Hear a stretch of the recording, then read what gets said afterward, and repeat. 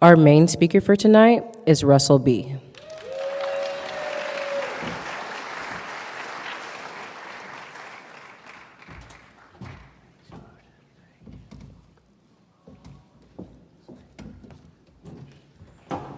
Hello, I am Russell, and I'm an alcoholic, and I'm grateful to be here tonight, grateful to be sober, and at my favorite group in the whole world.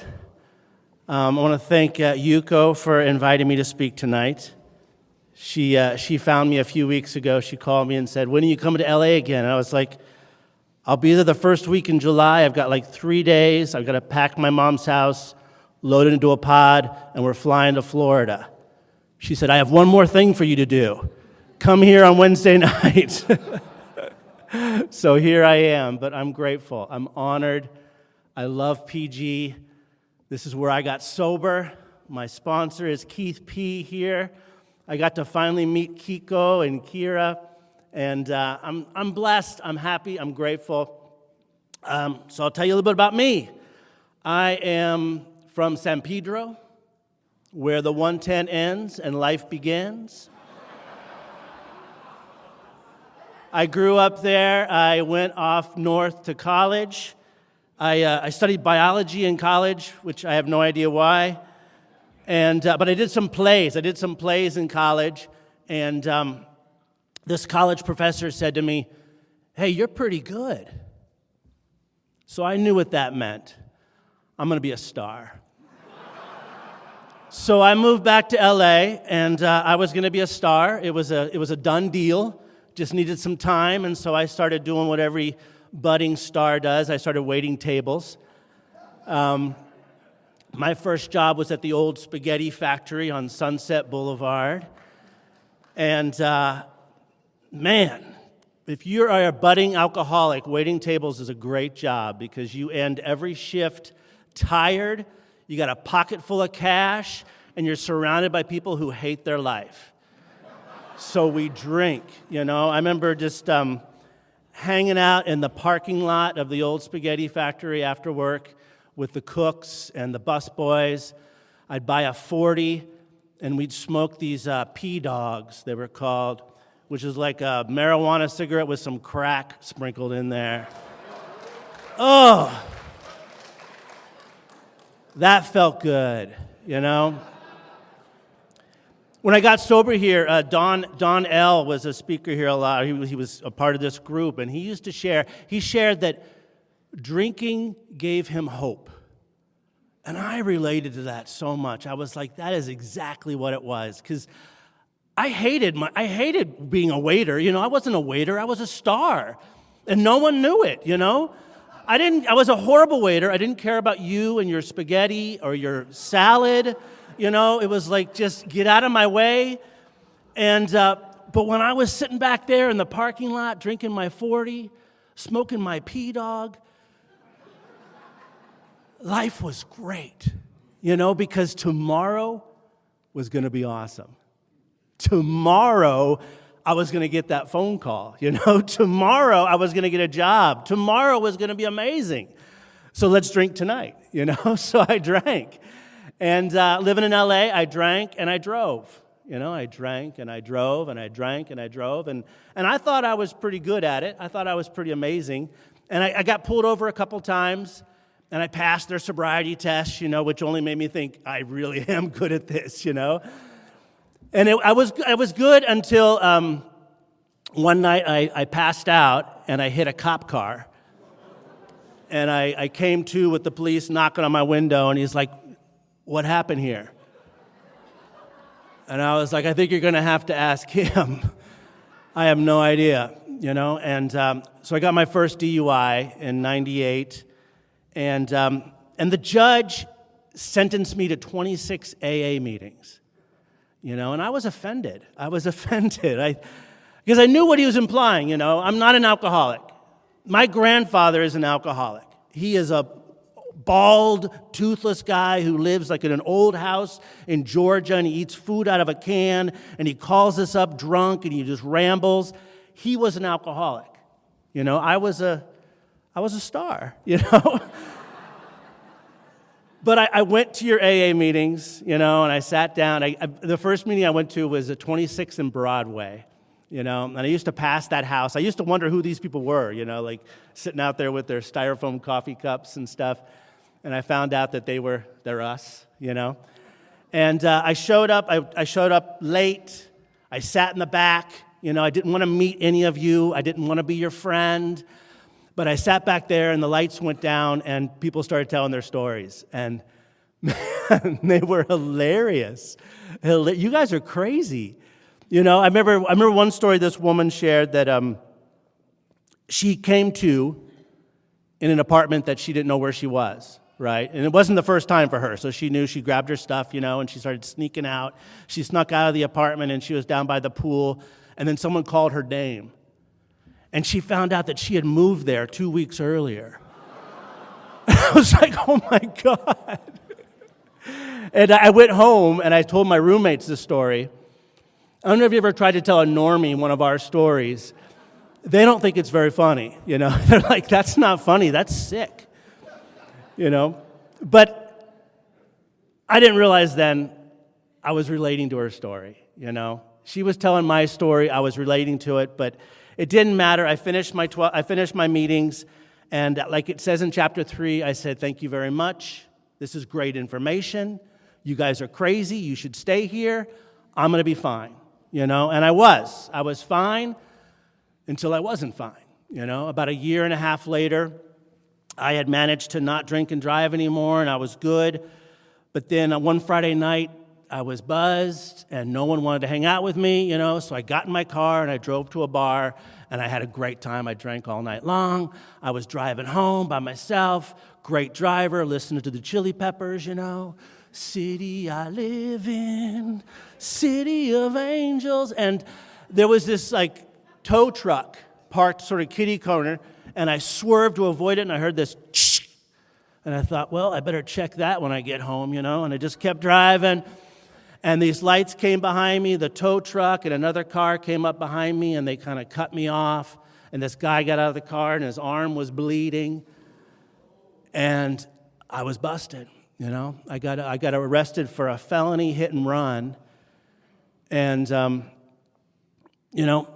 my parents bailed me out. They got me a great lawyer. We got it reduced down to a second DUI. I was sentenced to more AA meetings. And one week in county jail, which I know isn't a lot of time, but for a week it was pretty good for me. No one in county jail knew that I was a star. They just thought I was a peckerwood. I didn't know what a peckerwood was, but they said, hey, peckerwood, and I said, yes, sir, hello. And I remember getting out of LA County Jail, and as you get out of jail, for those who don't know, they move you from cell to cell with a bunch of people, and they move you, shuffle you around. And I remember sitting in one cell, and this guy says, man, when I get out of here, I am getting rid of these shoes. Every time I wear these shoes, I get busted. And I had no idea what my problem was, but I knew it wasn't my shoes. It wasn't my shoes, but I was going to figure it out. I'm a smart guy. I went to university. I'm going to figure this out, and that's what I started to do. I spent all year trying to figure this out, And I remember summer of 2000, it was every day. I was like, today I'm not drinking. Today I'm not smoking. Today I'm not drinking. Today I'm not smoking. I was like a white-knuckle master, every day was just not drinking, not smoking. And September 1st of 2000, I got a kidney stone, horrible pain. And I went to the doctor, and the doctor gave me this bottle of Vicodin, and I took a Vicodin, and I must have passed the stone at the same time because it just felt amazing. And I was like, what is this? And they sent me home with my bottle of Vicodin, and I read the prescription, and it said, best taken before the pain starts. I don't know when this pain's going to start again, so I better just start taking these. And so I was popping Vicodin, put on an Al Pacino film, and I'm sitting there. And I'd been to enough AA meetings that I knew, oh, crap, now I'm a pill popper, you know? I had spent all summer not drinking, not smoking. Now I'm popping pills, and it was just too much for me. It was too much. That moment was like, what am I going to do? And I had been to enough AA meetings that I'd heard about this crazy thing called 30 meetings in 30 days, you know, and I'm going to try this, okay? I never had time for that, but I'm going to try it now. So I got the little book, you know, and I started going to different meetings every day. And on the fourth day, I ended up, as someone mentioned tonight, at Sunday Night, Ohio. And I don't know how I ended up there, but I ended up there, and it was a different place. It was a different place. There was a guy at the front door with a suit on, you know, and smiles.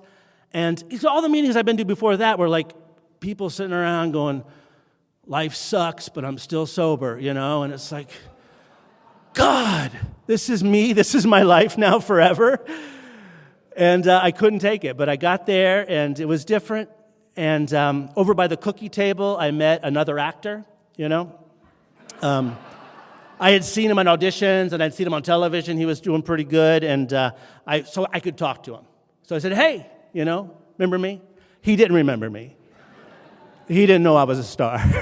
But he was immediately, he said, yes. He said, how are you? And he gave me his phone number, and he said, call me tomorrow, you know. And the next day I was like, I can call that guy because we're colleagues, you know.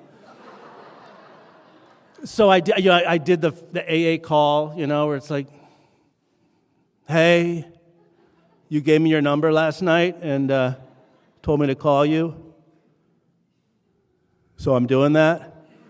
And he jumped in, you know, and he told me, hey, why don't you meet me tonight at that same meeting, you know, Monday Night, Ohio. So I went back there. I said, okay. And I went back there, and he's like, okay, you know, my first sponsor told me there's 3 things if you want to stay sober, 3 things you need. You need to get a sobriety date, you need to get a sponsor, and you need to get a home group. And I was like, all right, I can do that. You know, I can do that. That doesn't sound that hard. He's like, I also want you to do 90 meetings in 90 days. And I was like, whoa, okay, slow down. Slow your roll a little bit here. But I said, okay. You know, I was desperate. And if you're new here tonight, I saw a few hands come up. If you're new tonight, I pray that you're desperate. I pray you're desperate enough just to say, okay.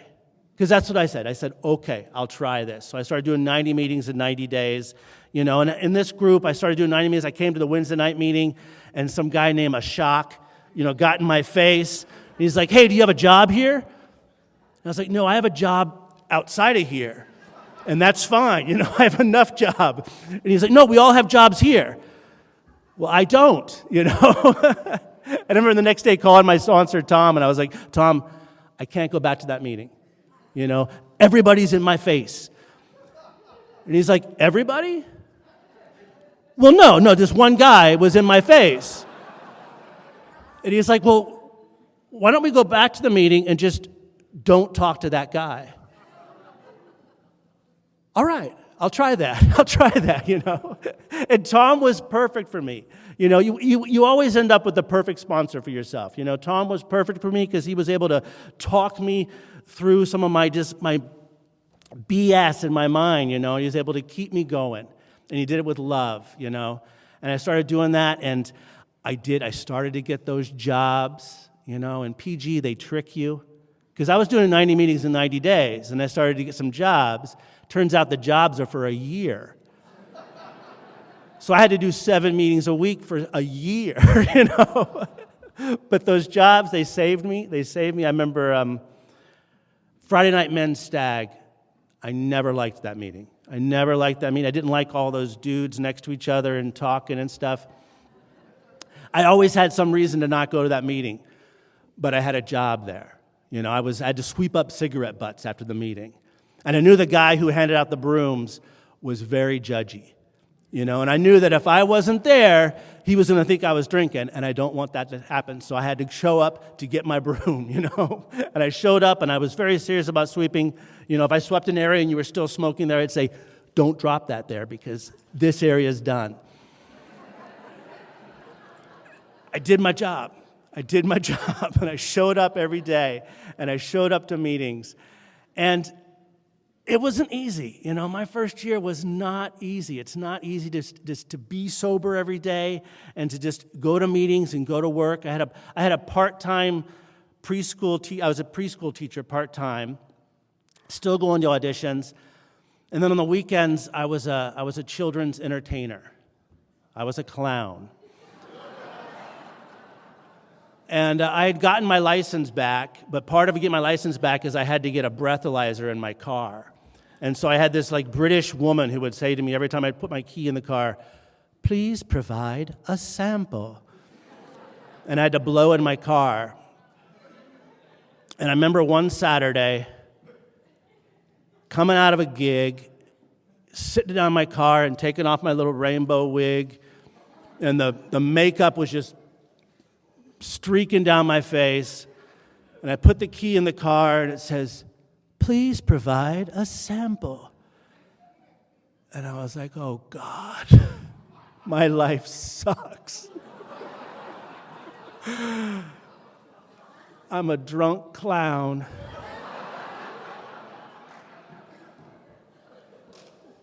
But I went to a meeting that night. I went to Way of Life that night, and I told people about it, and we laughed.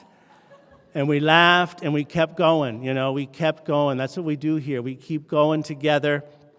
And I remember I got 100 days. Something about that, 100 days just struck me. I was like, I couldn't remember the last time I had 100 days of being sober, but there I was, 100 days sober, and I kept going and doing my jobs and going to meetings. And then came up on a year, and I know I heard people talking about there's a watch tonight. And I went to my watch. It was a Saturday night, at Norm's, and we're all sitting there dressed up in our suit, me and Tom B. and Doug and Ahmed, and we're sitting there laughing, having a great time. Doug leans over to me and said, "How lame are we?" I was like, we're the lamest. Saturday night at Norm's, dressed up in a suit for a watch, But I knew everyone's name. There's 150 people there. And they all said, congratulations, and they shook my hand, and I knew every one of those names, And I was a part of something. Here. And sobriety does that. It lets you be a part of something that you didn't even know you wanted to be a part of. And I kept working. I still wanted to be a star. I was still one phone call away. But I remember about a year and a half into sobriety, I went to an audition for some TV show I'd never heard of, and I did my 5 lines. And I could just tell by the woman's look that I blew it. I sucked. And I got back in my car, and I was just banging on my steering wheel, and I was like, I suck, I can't do this. And I called Tom up, and I was like, what do I do? And he's like, I don't know. Why don't you pray about it? Which is not the answer I wanted. I was hoping he'd say, here, call my agent. Let's get this worked out. We'll make this happen. He didn't say that. He said, why don't you pray about it? So I started doing that. I started doing that every day. I was praying, God, please help me set aside all that I think I know and help me to see the truth about my acting, about who I am, And what happened is I was a part-time preschool teacher, and those little kids started to grow on me. I remember just a few weeks later, my agent called me up, and he's like, hey, you got an audition tomorrow at 10 a.m., you got to be there. But tomorrow was Tommy's birthday party, and he was expecting me to be there. So I was like, well, can I do it later in the afternoon? He's like, no, 10 a.m., only 10 a.m. And I was like, I can't do it. I can't be there. Tommy expects me, So I went to Tommy's birthday party, and for the first time, I realized maybe I'm not going to be a star, Maybe I'm just going to be Tommy's teacher, and that's good enough, And so I started thinking about that, and I realized about a year later, I was working for the LA Unified School District. I was a 3rd grade teacher. They threw me in a classroom, They paid for me to teach. They paid for me to get my credential. They took care of me, and I was sitting there terrified every day, 20 third graders staring at me, Never wanted to drink more than that. I was sitting there going, they're like looking at me like, what are we going to do? And I'm like, I don't know. Let's figure this out. So life just changed. Don L. also shared that he's like, I wish we could give you a videotape of what your life would look like in 2 years. If someone had given me a videotape of what my life looked like 2 years later in a third grade classroom, I would have shot myself. But there I was, I was a teacher. I had a full-time job. I had money. I had vacations, paid vacations. I remember my first paid vacation, I was going to go to Mexico. I was going to go to Mexico, and I was going to learn some Spanish, and I was going to do it for 3 weeks, and I wasn't going to do AA. I was like, I'll take a break. I'll take a vacation, and I went to Mexico, and about 2 weeks into the trip, I went to a new city that I hadn't been to before, and I didn't like it very much, and I was at a school there, and I didn't like the people. They were all young, and they were annoying, and I was like, oh, they're getting on my nerves, and I was just aggravated, and I realized, oh, crap, I need a meeting. I need a meeting. So I had to find a meeting, so I asked the person I was staying with, I was like, Alcoholics Anonymous? She's like, I don't check downtown, So I went downtown, and there's this kiosk, and I was like, ¿Dónde está Alcohólico Anonymous? And she's like, parque. So I started walking to the park, and I passed this like rental car place, and this kid comes out with a ponytail, and he's like, hey man, what can I do for you? And I was like, I don't think you can do anything for me, man. I just looking for Alcohólico Anonymous. Soy doble A. He was in AA. It turns out he had like been 6 weeks off of cocaine and 4 weeks off of drugs, and he was excited. And so he said, I'll pick you up. So that night he picked me up on his moped, and he took me over to an AA meeting. It was all in Spanish. I didn't know any Spanish at the time, but it turns out the shares are all kind of similar. Things are looking bad. It's tough. Something happens. We're all better. So it was great. We had a meeting. We talked. And AA works all over the world. And since then, I've traveled a lot. About a year and a half later, I was traveling through China. And in Beijing, I went to a meeting where one of the founders of Chinese AA was there. Because Chinese AA, they had trouble getting AA into China. They didn't let anybody in the hospitals because in China, they don't have a problem. They don't have a drinking problem. So don't come to our hospitals. So it wasn't until like a Chinese guy had found his own copy of the book, and the two of them, they had their own Bill and Bob. And I went to a meeting where Bill was, but he doesn't go to meetings with Bob anymore because they had an argument. But another city, I went to Guangzhou. I was in Guangzhou, China, and I had my backpack, and I left my backpack in a taxi. And the taxi drove away, and it had my passport and my ticket home. And this is back when you had to actually print up a ticket. You had to have a ticket. And I was like, oh my God. And I grabbed another taxi, and I'm like, follow that cab. But he didn't speak a word of English, So I was like, drive. And it was gone. I lost my passport. I lost my ticket. I was freaked out. I needed a meeting. Well, in Guangzhou, China, there were 4 guys. They had a meeting every Wednesday. It was Wednesday. They had a meeting at a restaurant, so I went to that restaurant, and I met them there, and we were able to talk and share. And one of those guys, he worked at the American school in Guangzhou. He was an English teacher at the American. He was a teacher at the American school. I was like, they pay you to do that? You can live here and teach? And he said, yeah, international schools are all over the world. So a year and a half later, I moved to Mumbai, India, to teach at the American School of Bombay. I had already researched India. They have AA in India. In India, AA first came to India in like 54. This guy named Harry, he had been to America. He got sober. He came back to New Delhi, and he started AA in India. So when you go to Indian AA, you have Bill, Bob, and Harry. And they're great. They love AA there. They have a lot of AA, but they do it differently. I moved to Mumbai. I told Keith, I'm moving to Mumbai. He's like, you know what to do. Go to meetings. I went to meetings, but they do it differently. They don't share. They don't have jobs. One guy does everything, and they don't do those steps very often. And it's like I didn't like it, so I started going to less and less meetings.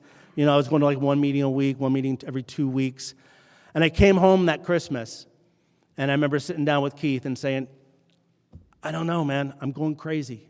I don't like it there. I don't like the AA. And he's like, you are 7 years sober. You don't go to AA meetings to get something from it. You go there to give something. You have PG sobriety. You go there, you give your sobriety. Totally changed my life. I went back to those meetings. I shared about my sponsor. I shared about the steps. They asked me to do some step studies. I did some step studies. I sponsored guys the best that I could, and I gave back. And that was the best advice Keith could give me, because now, I'm a little nervous right now. I'm making another big change in my life. I came here to pack my mom, put her, take her with me to Tampa, Florida. I'm moving to Tampa, Florida with my family. And I'm nervous, I have a house in Costa Rica that I was hoping I would sell. I didn't sell it. I don't have any money. I'm moving to Tampa. I'm freaked out, but I know what I'm going to do. I know I'm going to show up at an AA meeting. I'm going to shake hands. I'm going to introduce myself, and I'm going to offer my sobriety. And that's what we do. I being here tonight, I love seeing a lot of old faces, catching up, talking about tough times, talking about parents who are dying, talking about kids who are out there. I remember on a Wednesday night, sitting on a Wednesday night with Yvonne, and we were there at the front door together, and I asked her, how's Katie doing? Katie was like 13 at the time, Caitlin, and she was like, I don't know. I don't know how she's doing. I haven't seen her in months. I was like, oh my God, how are you here? How are you able to stand? And she's like, Caitlin has her own higher power. Caitlin's going to figure it out. And you all know Caitlin. She's been sober for years, and it's amazing. And Kiko is here, and Kiko's sober. We're in a room of miracles. We're in a room of miracles, and that's what I love about this place, and I love how powerful it is. So I lived in India. I lived in Dubai. I went to Dubai, and Dubai is funny because a lot of drunks move to Dubai thinking they can get away from alcohol. They think, well, I'll go to Dubai and I won't be able to drink. Turns out there's a lot of alcohol in Dubai. Dubai is a place where drunks go to die.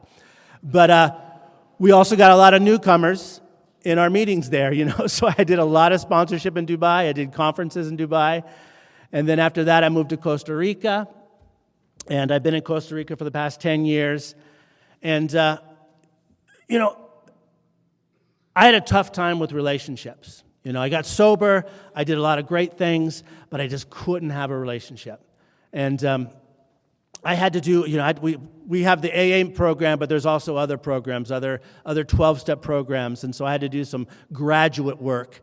And I had to figure out, a little bit more about me. And I did a lot of prayer. And I met the woman of my dreams. I met my wife there. And we met at a Starbucks there in San Jose.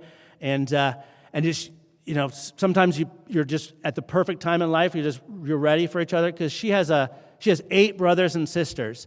And within one weekend, I knew them all. I knew them all. I knew them by name. I knew which order they were in. And we got married about 2 years later. And we have a little girl. She's 7. She's a great little tica gringa.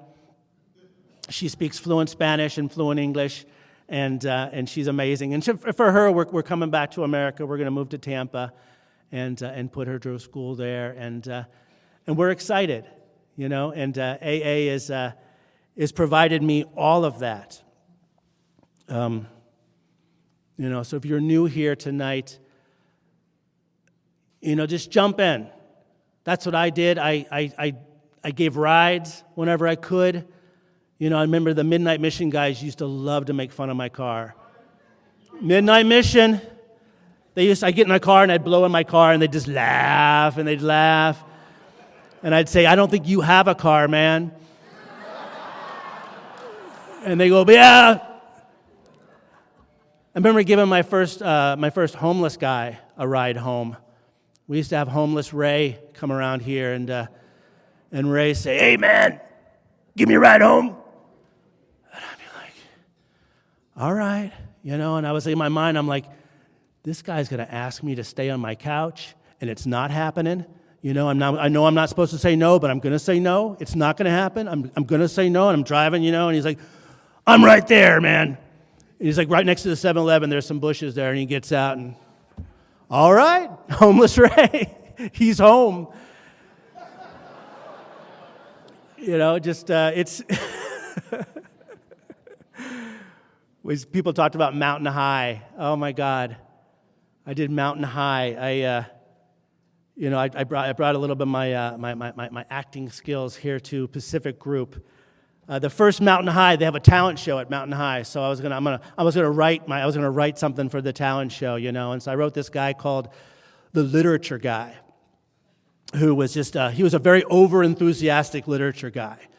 He was so enthusiastic he wrote his own literature, you know, and he really needed to give it away. And I went there, and it was a hit. It was a huge hit. You know, 250 people, they loved it. Ovation, you know, it was awesome. But I remember thinking, something was missing, you know. It was like there was no agents there. There was no one there who was going to give me a job. There was no one there who mattered, you know. And I remember afterwards, Patrick S. was there, and he's like, hey, that was a great job. And I thought, well, I could share with him a little bit of this thinking, because he's an actor too, you know. And I was like, yeah, but who saw it?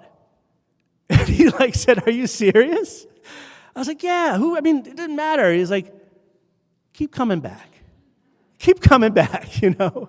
And it taught me you perform for whoever's in front of you. You know, I started doing stand-up comedy around L.A., and I did my first stand-up here in the Pacific Group, and I started doing stand-up comedy around L.A., and I learned you perform for who's in front of you, you know. And I did, you know, gigs in small little places where 5 people were there, make 5 people laugh, you know. And then I did the Boston Comedy Festival where 1,000 people were there, you know, and it's just all the same thing. And, you know, sobriety has taught me to show up and do the best you can for who, you know, for who's in front of you. And I'm so grateful. I'm taking my mom with me to Tampa tomorrow. My dad died about 10 years ago, you know, and I got to be here for that. You know, he was having a knee problem. He was having knee problems, and so he was having a knee infection, and so he was in a rehab center.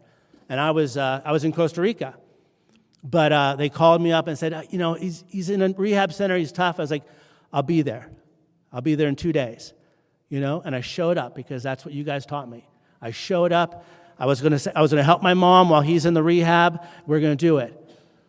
A day later, something happened. He was in intensive care. A day later, he died. You know, and I was there for my mom, and I was there for him. And I remember him lying there, you know, he's like, take care of your mom. Take care of your mom. And so 10 years I've been doing the best. And now finally I get to pick her up, and I get to take her with me to Florida, and we're going to get a house together, and I'm going to be there for her. And that's what you guys taught me, you know. She bugs the crap out of me. You know, I have to bite my tongue so often, not as often as I should, you know, but that's what we do. You know, I think about all that she gave me, you know, all that she gave me, and all her flaws, and all she is, and all the flaws that I am, but I love her to death, and I'm going to do all that I can for her, you know, and my wife loves her. They don't speak the same language. My wife doesn't speak English. She doesn't speak Spanish, but they get along. They translate, and they love each other, you know. And my daughter translates for them. but she kind of lies a little bit.